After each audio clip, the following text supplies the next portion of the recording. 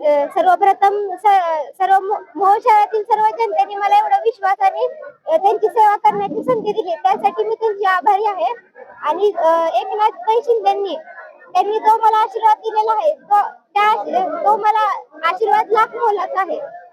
खरं तर मोहोळ शहरातल्या अनेक समस्या आहेत. येणाऱ्या काळात आपण त्या समस्या कशा मार्गी ज्या काही सर्व समस्या आहेत ते सर्व कामाच्या स्वरूपात आम्ही सर्व अडचणी दूर